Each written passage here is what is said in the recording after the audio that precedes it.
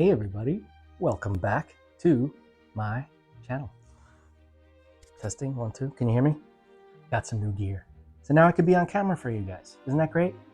I'm excited. Hopefully you are too. All right, what I'm gonna do today is I got this huge Plectranthus. It's a trailing Swedish ivy. I think some people call it silvercrest. It's really, really cool, grows very fast. As you can see, it's just, and I cut this off of the main plant. So this isn't even the whole thing, but we're gonna cut it up and we're gonna put it in, propagate it, put it in some other medium. I have my ice water with me. I love ice water. And let's get started. Excuse me, just getting over a little cold, so you'll have to ignore my frog. So yeah, one thing I want to show you guys on this plant, you can see, I don't know if you can see, can you see? All of these roots, aerial roots. Whenever it's humid, this plant will shoot out roots so that it can, it's kind of like a ground cover, I guess you could say, in some ways. So what we're going to do is we are going to cut a bunch of these off. I'm going to remove the lower leaves and the lower buds. And actually, I'm just going to cut them first and then I'll put them in after. So this way you guys can see exactly what's going on. So how are you guys doing? I know I'm rarely on camera, but finally I have a way to do that. So I'm excited. This way you guys can actually see more of what I'm doing instead of just my hands and the plants. Even though that's really what this is about, is the plants. But yeah, I want to be able to talk to you guys. So how are you? Kidding.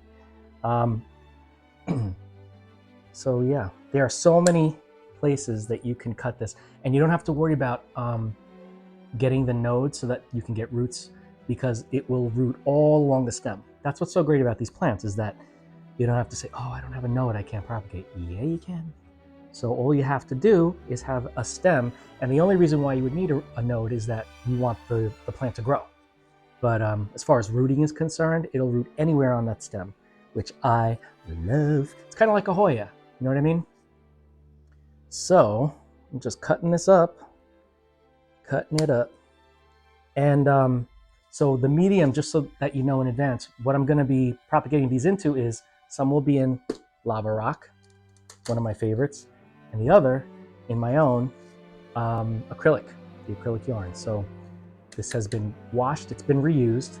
The great thing about acrylic is you, kind of like other semi-hydros, you can use it, and then as long as you clean it really well, you can reuse it, because it is a type of plastic, really.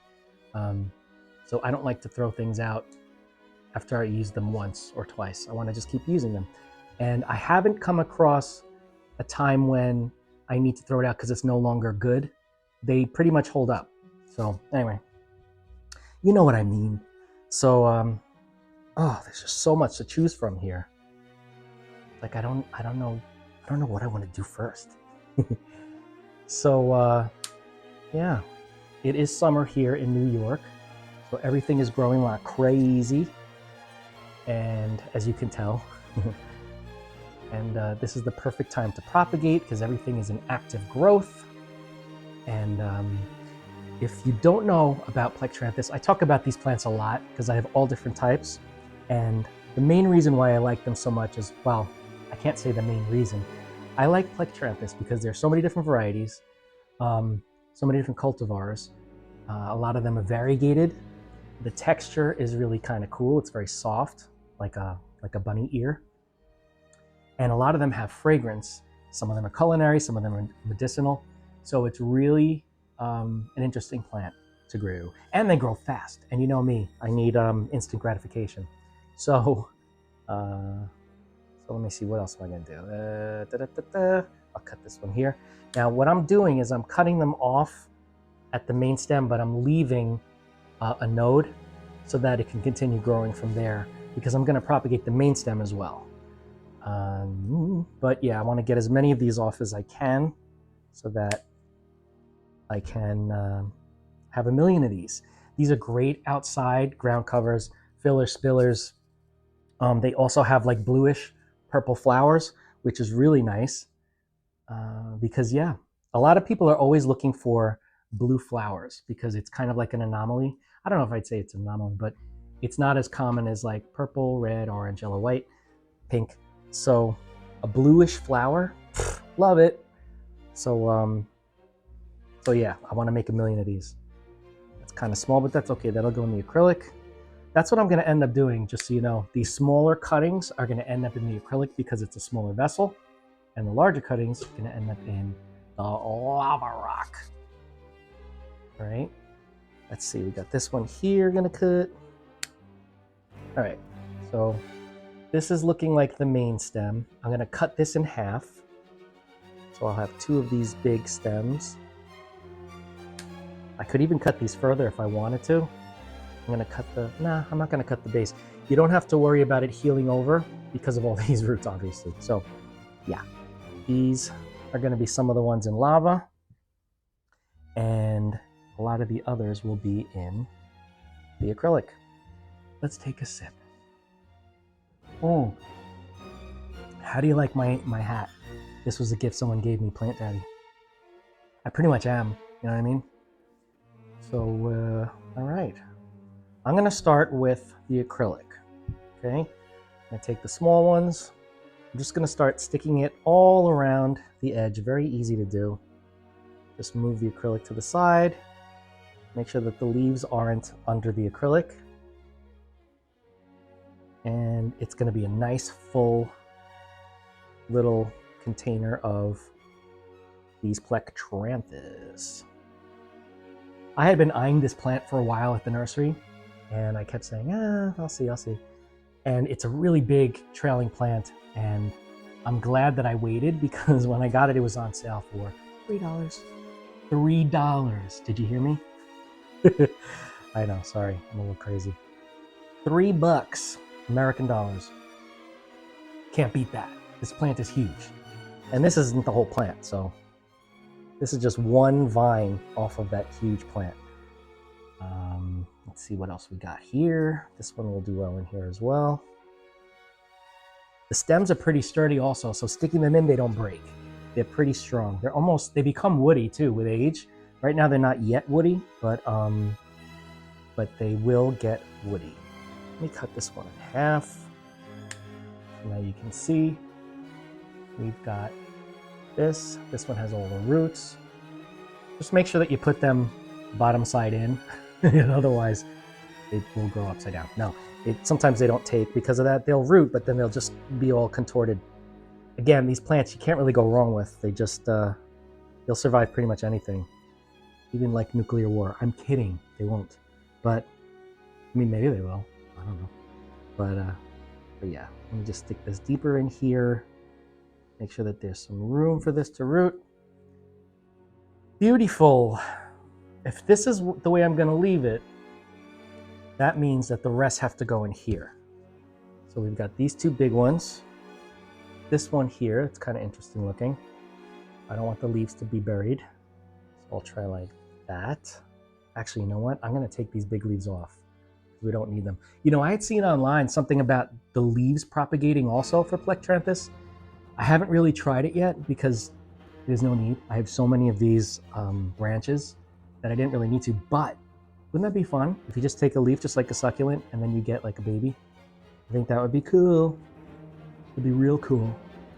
But let's see. Remove these guys. So then we have 1, 2, 3, 4. I'll put a small one on each side. Make it look a little bushier. Sorry if you guys can't see. I'm making a mess out of this. This is so much fun being on camera. Hi. All right. I'm going to take some of the lava out. Put it on the towel because it's towel time. All right. I'm going to do this and put these in like this to start. Very unofficial what I'm doing here. There's nothing technical going on here. I'm just a plant dad doing his thing. You know what I'm saying? All right. Let's see. You know what's interesting? When you do that, it really does work because you're bouncing the lava, or leck or whatever you want to do. This is lava, bouncing it, and as you're holding the stems, they go deeper every time that you bounce it up, and then it gets kind of like a little deeper in there in case you don't have enough media. I don't have as much media in here as I would like, but that's okay. This will be fine. And now the last step for this one, so I'm gonna add just plain old water right in here, all the way up, only because these haven't actually rooted yet, even though there's these aerial roots hasn't actually rooted yet. So I want to give it as much water as possible. It'll drink it up, and yeah, that's really it. So we have the lava rock, and we have my favorite, the acrylic. Both of these should do fine. They should do great, actually, because these plants, like I said, you can't go wrong. Yeah, and that's about it. I have just a little tiny reservoir on the bottom here because I had just moistened after I washed the acrylic. I moistened it down a lot, and there's just a little tiny reservoir. I'm going to continue to keep just a little reservoir. As long as the acrylic is damp, it should be fine. But that's it. That's all there is to it, guys. Very easy. Plectranthus. This is the silver crest, I guess you call it. And it's really, really, really cool. Really cool plant. If you want to know more about the plant, just reach out. If you want to know more about acrylic growing, reach out. Lava rock, same difference.